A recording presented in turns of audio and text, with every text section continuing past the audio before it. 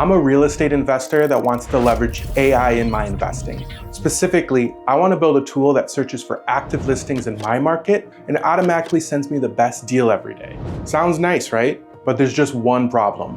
I need data. And it turns out that getting real estate data, particularly for on-market listings, is not an easy task. Especially if you want nationwide coverage and you don't have a real estate license or direct access to an MLS. But just because something's difficult doesn't mean it's impossible. So in this video, I'm gonna walk you through my process. I started with dozens of different data sources, APIs, and real estate platforms. I then narrowed that list down to one single tool, one real estate API that I think is best suited for my application. And this is finding on-market deals as an individual real estate investor. And no, this video is not sponsored. In fact, this is the first video on my channel. So as of posting this, I have 0 subscribers and nobody knows who I am. Yet you still found me, so congrats and maybe subscribe. Let's dive in.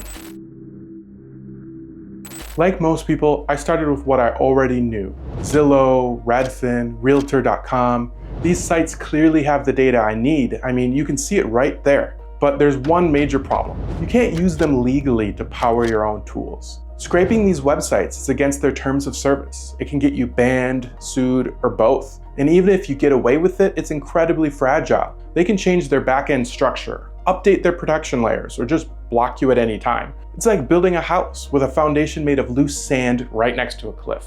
I don't want to put in the effort to build something on such short-term thinking. So even if those platforms are familiar and tempting to use, I had to remove them from consideration. So next, I dug a bit deeper into the world of real estate data sources. This is where things got both exciting and discouraging. On-market listings in the US are controlled by hundreds of local MLSs, or multiple listing services. These organizations are effectively a data silo, and they're protective of their data too.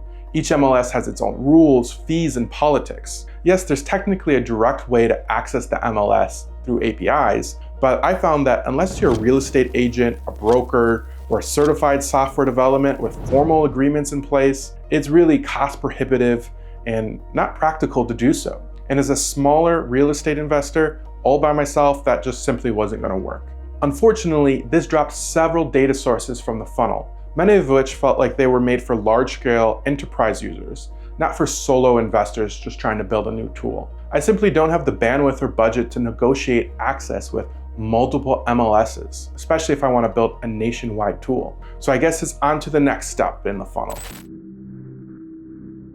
At this point, I started evaluating the remaining data sources based on their potential ease of use. Ideally, I want to work with a tool that's designed with individual investors in mind, and that's transparent upfront about their pricing and API documentation. And that knocked out a surprising number of companies. Personally, I felt like many of the tools lack transparency about their pricing, API documentation, or even just confirmation that the tool is made available to investors like me. It's possible that these data sources may work for me one day, but at this time, I'm looking for something a bit more accessible and beginner-friendly, to be honest. So with this last ease of use filter in mind, the bottom of the funnel came down to 2 serious contenders: House Canary and Rentcast. House Canary is a legitimate option, but it still felt a bit more enterprise-oriented. For example, when I attempted to book a demo call with my personal Gmail address, their website wouldn't accept it. It had to be a corporate email. While on the other hand, I felt like Rentcast really nailed their marketing of being investor-friendly, and they stood out to me based on their transparency. They clearly shared their pricing and API documentation upfront on their website. In fact, I was even able to test a few of their APIs, all within just a few minutes of signing up and completely for free. Now to be clear, Rentcast is not at all perfect. For example, it's a data source that's not directly based from the MLS. It's instead based on third-party derived information, so it's not quite as official as directly sourcing data from the MLS. But at the time of this video, they still claim to have roughly 96% coverage nationwide for residential sales and even rental properties as well. And that includes a lot of different types of properties. They have single-family homes, condos, townhomes, manufactured housing, small multifamily, and even vacant land. The only major category I didn't see was non-residential commercial real estate, like office buildings, industrial spaces, retail, etc. But that doesn't bother me because I'm not a commercial real estate investor. So it's decided.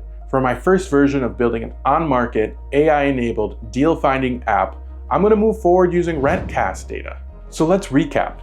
I started with dozens of options for real estate data, but I first eliminated consumer websites like Zillow and Redfin because scraping them is a major legal liability and likely not going to work out in the long term. I also eliminated MLS-dependent platforms that required too much red tape, licensing, and bureaucracy. And lastly, I filtered down the remaining data sources based on their potential ease of use. And that led me to Rentcast. So my next step is to dive further into their API documentation, figure out how to query their data effectively, and start building my app.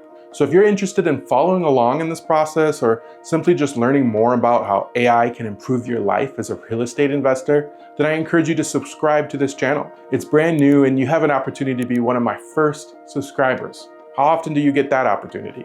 Well, thanks for watching this and I'll see you in the next video.